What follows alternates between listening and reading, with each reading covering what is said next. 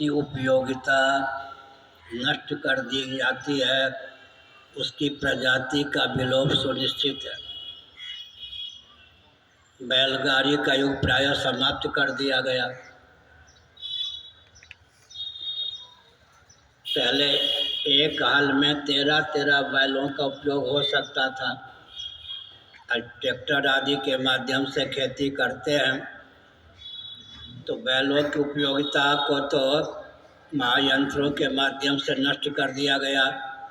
कृत्रिम दूध आदि के माध्यम से गाय की उपयोगिता को भी नष्ट कर दिया गया, कृत्रिम खाद के माध्यम से।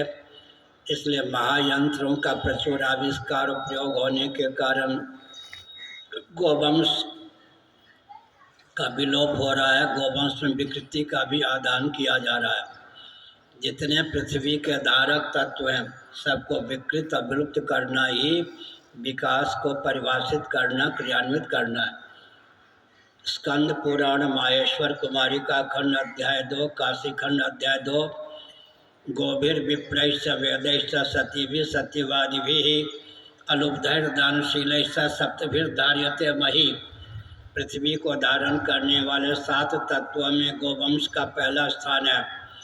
आजकल छलबल डंके की चोट से गोवंश को विकृत और विलुप्त किया जा रहा है। विप्रैश्च सदाचार संयम संपन्न वेदज्ञ ब्राह्मणों को भी विकृत और विलुप्त करने का षड्यंत्र चल रहा है। गोभिर विप्रैश्च वेदैश्च ऋगादि वेदों को भी गरहरियों का गीत कहकर विकृत और विलुप्त करने का प्रयास चल रहा है। सती साध्वी देवियों को भी विकृत और विलुप्त करने का षड्यंत्र चल रहा है। सत्यवादी निर्लोभ और दानशील भी विलुप्त किए जा रहे हैं।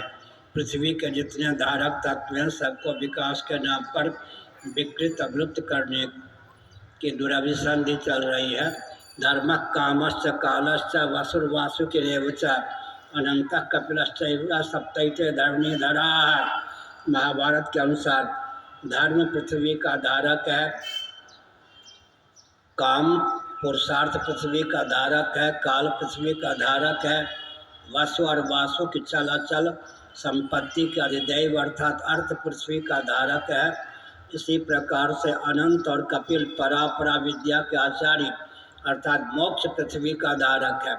आज विकास के नाम पर पुरुषार्थ चतुष्टय विहीनता ही परिलक्षित है। इसलिए अंधेरे नगरी चौपट राजा जो नेता लोग राज्य करते हैं उनको सृष्टि की संरचना के प्रयोजन का, मानव जीवन की सार्थकता का ज्ञान ही नहीं है। अंधेरे में ढेले फेंकने के कारण सर्वत्र हाहाकार है, अशांति है। मानव जीवन का मुख्य लक्ष्य ही दिशाहीनता को प्राप्त है, फिर भी बीज का विलोप संभव नहीं।